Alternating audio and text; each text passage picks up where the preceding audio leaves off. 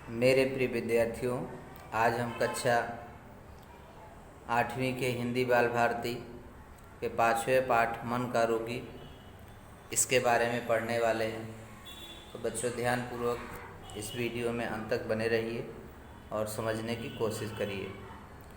तो बच्चों, इसके जो लेखक हैं या एकांकीकार कह लीजिए, यह एक एकांकी है। एकांकी एक विधा होती है गद्य की, जिसमें किसी एक ही अंक का, पूरे कहानी के किसी एक अंक का ही चित्रण किया गया रहता है, उसे एकांकी कहते हैं। तो यह लेसन जो है मन का रोगी है, लेसन का नाम है। इसके जो कवि लेखक हैं उनका जन्म 1828 पिलानी राजस्थान में हुआ। तो बच्चों, अगर हमारे इस चैनल को आपने सब्सक्राइब नहीं किया, सब्सक्राइब करिए और ज़्यादा से ज़्यादा अपने मित्रों में शेयर करिए इसे। तो चलिए बच्चों, स्टार्ट करते हैं। पहला दृश्य है, देखिए, इस पाठ में यह बताया है कि हमको कभी भी किसी भी व्यक्ति को इतना प्रताड़ित मत करिए, इतना परेशान मत करिए जिससे उसका मन पूरी तरह से क्या हो जाए, रोगग्रस्त हो जाए। तो इस एकांकी में यही दर्शाया गया है कि एक बालक के माध्यम से वह परीक्षा में जो है वह थोड़ी असफलता उसको प्राप्त होती है, कम अंक प्राप्त होते हैं, जिससे उसके माँ बाप उसको डांटना फटकारना, वही इसमें बताया गया है इस एकांकी में कि बच्चों को डांटना फटकारने की अपेक्षा उन्हें, उन अभिभावकों को उन बच्चों को और ज़्यादा प्रोत्साहित करना चाहिए, कुछ और प्रेरणा देनी चाहिए जिससे वे सीख लें और प्रगति करें, न करें कि उन्हें प्रताड़ित करना चाहिए। प्रताड़ित करने से उनका मन जो होता है वह और ही पीछे हटता चला जाता है और वह पूर्णतः प्रयास करने की कोशिश नहीं करते, यानी उनका मन पूरी तरह से गिर जाता है और आगे भी वह प्रयास नहीं कर पाते हैं। तो कभी बच्चों को प्रताड़ित नहीं करना चाहिए, इसमें वही दिया गया है, बल्कि उन्हें और समझाना चाहिए, बुझाना चाहिए कि आपको ऐसा करने से जो है आप अच्छे उन्नति कर सकते हैं, अच्छे मार्ग प्रशस्त कर सकते हैं। तो पहला दृश्य बच्चों, मध्यवर्गीय परिवार का घर है। रामेश्वर चिंतामग्न दिखाई देते हैं। सलील का प्रवेश होता है। वह राम किशोर के सामने से गुजर जाता है। राम किशोर, इसमें देखिए बच्चों कुछ पात्र हैं, उन पात्रों द्वारा जो है एकांकी का अंकन किया गया है।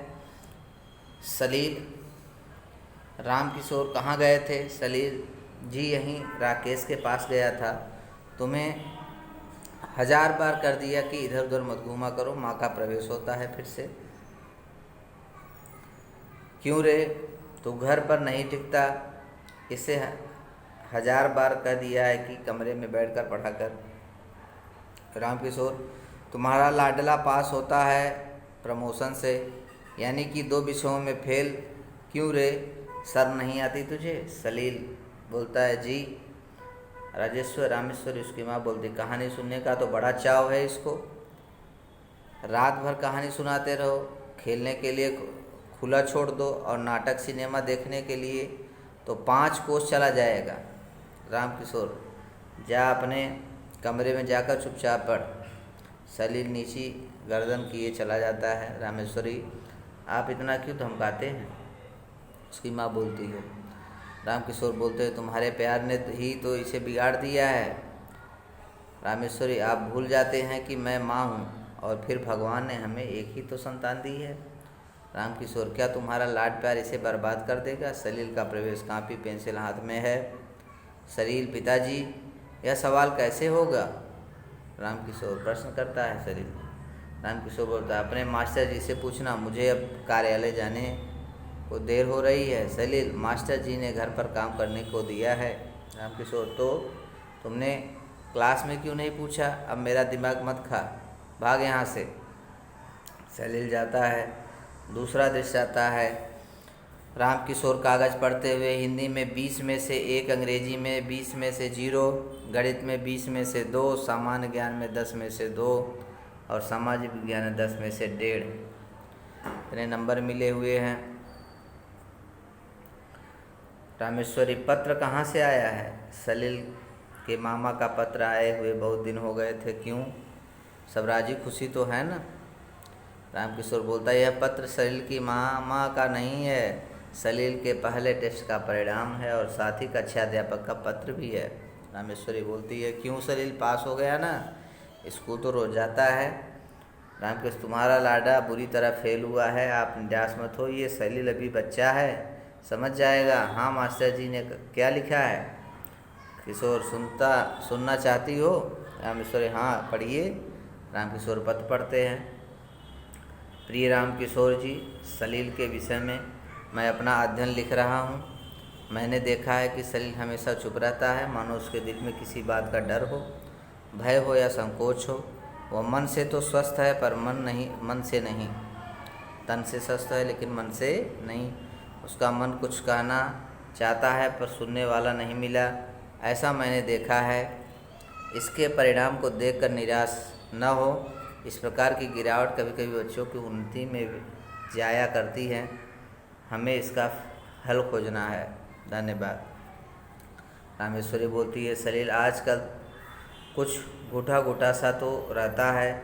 रामकिशोर, हाँ आज मैंने मास्टर जी को पढ़ाने के लिए बुलाया है, बड़े अच्छे हैं, घड़ी देखते हुए वे अभी आते ही होंगे, तुम जरा सलील को बुलाओ। अध्यापक, नमस्कार रामकिशोर जी। रामकिशोर, नमस्कार, आइए चंद्रशेखर जी, अभी आपकी ही बात कर रहा था, कहिए क्या आज्ञा है? आपसे मैं क्या कहूँ चंद्रशेखर जी, आप जानते हैं वही आदमी सुखी है जिसकी संतान लायक है।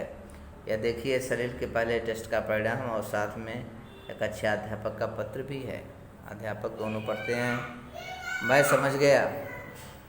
सलील की माँ के सलील के साथ प्रवेश होता है। रामेश्वरी, नमस्कार मास्टर जी। नमस्ते। सलील तो बड़ा अच्छा लड़का है पर मास्टर जी इसके नंबर देखिए ना, किसी विषय में पास नहीं। बोल सलील, चुप क्यों खड़े हो? आप इसकी चिंता मत करिए, सलील की जिम्मेदारी मुझ पर छोड़ दीजिए। जी ठीक है सलील, अब तुम जाओ। मैं आप लोगों से सलील के विषय में 2-4 बातें पूछना चाहूँगा, आशा है आप संकोच नहीं करेंगे। रामकिशोर, अवश्य पूछिए। सलील का 5वीं कक्षा में कैसा परिणाम रहा? मास्टर जी, 5वीं कक्षा मुश्किल से पास हुआ था। तब आप लोगों ने क्या किया? हमने उन्हें खूब धमकाया था। बस वही बुरी बात थी, आपको ऐसा नहीं करना चाहिए था। हम बच्चों को मनोबल के विकसित करके ही उसे एक आदर्श नागरिक बना सकते हैं। क्या आप कभी सलील के विद्यालय जाते हैं? मैं तो आज तक नहीं गई, मैं तो भर्ती कराने गया था। रामकिशोर बोलता है, यह आपकी दूसरी भूल है। आपको कम से कम सप्ताह में एक बार विद्यालय अवश्य जाना चाहिए और देखना चाहिए कि स्कूल में क्या हो रहा है, अध्यापकों के उद्देश्य क्या है और आप उसमें क्या सहायता कर सकते हैं। रामेश्वरी, मैं कल ही सलील के विद्यालय जाऊंगी। आगे से मैं सप्ताह में एक बार सलील के अध्यापक से मिला करूंगा। अध्यापक ऐसा करेंगे तो मुझे पूरा विश्वास है कि सलील में सुधार होगा। अच्छा, अब आज्ञा दीजिए। नमस्कार। दोनों नमस्ते करते हैं। तीसरा दृश्य आता है। सलील बैठक में बैठा हुआ अपने काम में तल्लीन था, निपुणतः लगा हुआ था। राकेश का प्रवेश। नमस्ते भाई सलील। नमस्ते राकेश भाई, कहिए क्या हाल है? भाई, मैं तो गृह कार्य में लगा हुआ हूँ और अभी मास्टर जी आने वाले हैं। राकेश बोलता है, तू 2 महीने से कमाल कर रहा है, मास्टर जी ने क्या जादू कर दिया? अब तो तुम सभी विषयों में होशियार होता जा रहा है। कल नाटक देखने चलेगा ना? ज़रूर चलूँगा। अब तो तुम्हारे पिताजी भी तुम्हें नहीं रोकते, पहले तो किसी के साथ खेलने की आज्ञा देते थे और न सैर करने की, न पिकनिक की और न सिनेमा जाने की। सलील, अब तो पिताजी रोज़ उसको कहानी सुनाते हैं, मुझे पढ़ाते भी हैं, हमारे विद्यालय में भी आते हैं और मैं उनको सारी बातें बता देता हूँ। राकेश का प्रस्थान होता है। मास्टर जी का प्रवेश होता है। सलील, नमस्ते मास्टर जी। अध्यापक, नमस्ते, कहो क्या कर रहे हो? सलील, आपका दिया हुआ काम। अध्यापक, कर लिया? जी हाँ, सभी विषय काम पूर्ण कर लिए। अध्यापक, शाबाश, अब तुम बहुत अच्छे लड़के हो गए हो। तुम्हारे माता पिता और विद्यालय के अध्यापक सभी तुम्हारे काम से प्रसन्न हैं। सलील, मास्टर जी, हाँ, कहो क्या कहना चाहते हो? कल राकेश के विद्यालय में नाटक है, मैं देखना चाहता हूँ। ज़रूर जाना, मैं तुम्हारे पिताजी से अनुमति दिलवा दूँगा। नमस्ते मास्टर जी। नमस्कार रामकिशोर जी, मैं सलील के विद्यालय में आ रहा हूँ। अध्यापक, इसके कार्य से प्रसन्न है, विद्यालय वाद विवाद प्रतियोगिता में प्रथम आया है। यह सब आपके परिश्रम का फल है मास्टर जी। नहीं, ये मेरा इसमें क्या है, यह तो सलील की लगन का फल है। रामेश्वरी का प्रवेश होता है। ये तो ठीक है मास्टर जी, पर रास्ता तो आपने ही हम सबको दिखाया। आप तो उसको शर्मिंदा कर रही हैं। अच्छा बेटा सलील, अब तुम जाओ, तुम्हारे नाटक वाली बात में तुम्हारे पिताजी से कह दूंगा। क्या बात है? कल राकेश के विद्यालय में नाटक हो रहा है, कृपया आप सलील को भी नाटक में देखने जाने दीजिए। मैं भी तो जाऊंगी, रामेश्वरी बोलती है। साथ में अपने साथ ले जाऊंगी। चलो, यह भी ठीक है, ठीक रहेगा। रामकिशोरी जी, हमें पुरानी परंपराओं को छोड़ना होगा और शिक्षा मनोविज्ञान की बातें अपनानी होंगी। ऐसा करने पर ही देश में हम स्वस्थ नागरिक तैयार कर सकेंगे। रामकिशोर, अब तो मैं उसे छुट्टी में रोज़ सैर पर भी ले जाता हूँ। मुझसे वह कई प्रकार की बातें पूछता है। अध्यापक, सही है, हमें बच्चों का विश्वास जीतना चाहिए। विश्वास जीतने के लिए हमें उनका मित्र बनना होगा।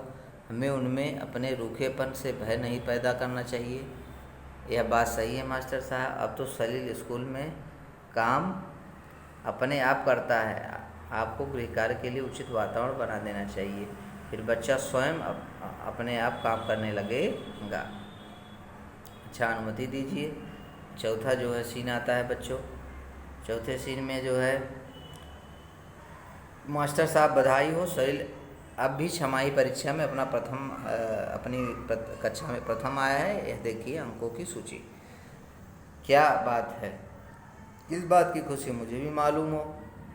रामकिशोर बोलता है, सलील छमाही परीक्षा में अपनी कक्षा में प्रथम आया है, मिठाई खिलाओ, और खिलाऊंगे।